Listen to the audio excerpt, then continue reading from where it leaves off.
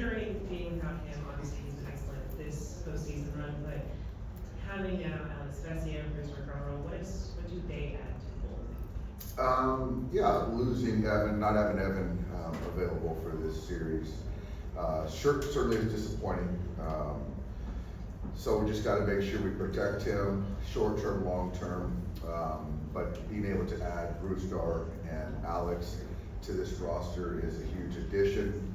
I think that they match up well with this ball club, and they've got experience. So I think that obviously losing Evan was a blow, but getting two nice additions is big.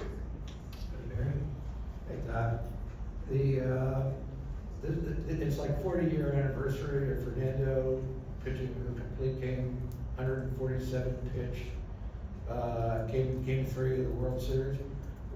You guys now, obviously struggle to get a guy through 4 or 5 innings. On reflection, what has changed in baseball from that era to this era? Why is it so dramatic?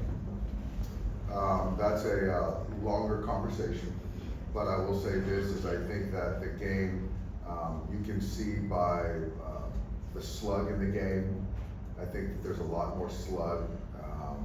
It's more high scoring, whereas in those days, a lot of balls in play, not as many strikeouts, quicker games, pitchers obviously going deeper in the game. So yeah, those days of 147 pitch exercise are not going to be coming back. So I don't know, Barry. I think right now it's just trying to figure out how to get 27 outs and score as many more than the other team, and there's just different ways to do it. But like I said, I would love to have that 9-inning complete game shutout too. What do you say about Fernando, what he meant to this organization? I think if there's two people that probably impacted this organization most, I think you would say Jackie Robinson and Fernando Valenzuela. And no disrespect to anyone else, but I think that if you're talking about currently the fan base, there's a lot of people that are here and support the Dodgers and south of the border because of Fernando. And so that was obviously when I was younger, really young, but his legacy continues to live on. And so he was a friend of mine, and so to not see him up in the booth or to say hello is sad for me and his family. But Fernando was a gentle man, a great Dodger, and just what a humble man.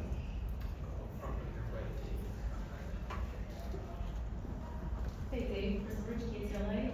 Flaherty today, from his experiences this postseason, from pitching 7 scoreless to the NLCS Game 5, where he said his biggest lesson was wanting to make adjustments earlier. How do you hope all those experiences culminate to allow him to have the best outing today?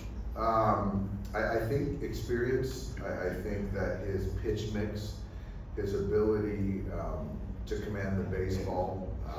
He has weapons to get lefties out, righties out, pitching to all quadrants. I do think the lesson of being able to read and react in game is huge. Where I think that's where the experience piece kind of is beneficial, because you don't know what's going to be working that particular night. You don't know what those guys are hunting that particular night. So to be able to sometimes go off script, it is important in games like this. And then Freddie back in the lineup at third, Teoscar batting cleanup. What do you hope to see from those guys today? I expect to see good at bats. I expect us to grind Garrett and make him earn every out. Freddie's in a good spot physically. Garrett's a neutral guy. There's velocity, there's experience. He's a number 1. We have guys that have a lot of experience against them, so I think that I want to see good quality at bats and grinding.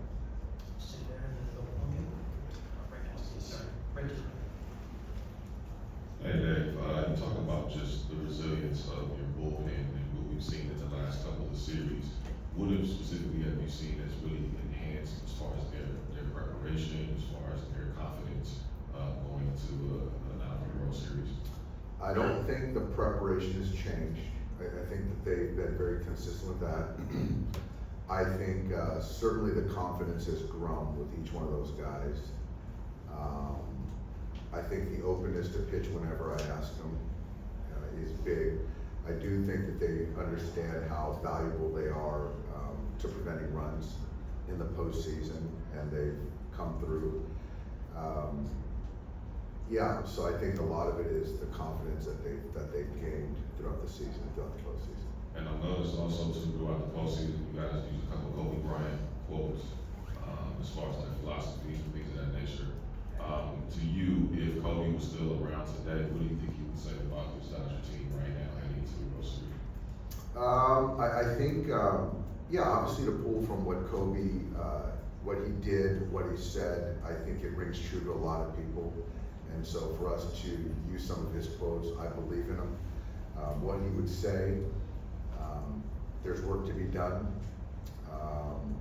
You know, I think that the thing about him is that, you know, not only being uber talented, but he was a killer. And the job's not done. So I think that that's something that, you know, and I understand that. I think our guys, I know our guys understand that too. Ready for the time? Yeah, what role do you anticipate for Miguel Rojas now? Yeah, so I see him playing short tomorrow. And so I see him starting as Rodon. And then I see him coming into, whether it be a pinch hit in Gavin's spot, which I could use him or somebody else. I see him coming in to potentially play defense at short. So he's in a good spot, and we're gonna need him. Does Kike stay in the everyday lineup? Yes. And can you quantify how much good a week off has done Freddie? You know, I can't, but I do know that he's kind of in the same position as he was when he started the DS with the time before that series. So I'm just hoping, we're all just sort of hoping that we've gotten out of the woods and we can kind of maintain where he's at now. Because what happened as the series progressed, prolonged, then it went south. So I'm gonna try to pick spots to whether to get him off the field, you know, at times if I can, but you know, right now he's in good spots, so we're just hoping that we can kind of sustain. Just a couple more, Tyler, right? And sort of building off that, what do you see from Freddie behind the scenes and what he's had to go through to be out there at all? And how close is he to the Freddie Freeman healthy guy that we know? I think he is, he has a very good way, like most great ones have a great way of compartmentalizing. Once they're playing, they're playing. There's no excuse. So when he's in the batter's box, Garrett's gonna know, those pitchers are gonna know that's still Freddie Freeman in the batter's box. And I trust him taking in at bat. You know, I just, so I think for me, he's in there until he's not.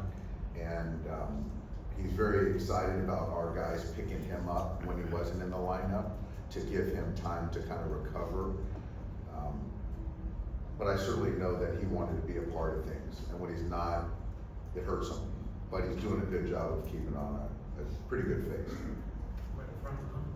How do bullpen additions impact the overall usage of everyone else in the bullpen and the various lanes that you envision going into the games? I think it just adds a little bit of variance.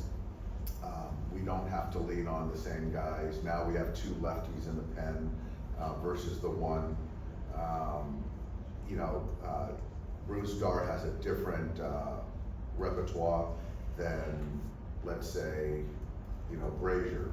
And so I think that just being able to give these guys different looks is important. And is going into 2 days in a row a big change in how you try to map out usage rather than the 3 days in a row? Yeah, it is in the sense because coming off into the 2 days, we've had 4 days off. After going into the 3 days, it's gonna be a 2 out of 3. So that, I can't tell you how it looks, but I can tell you that I'm gonna manage to win tonight. And then whatever happens tonight, that's the same game plan.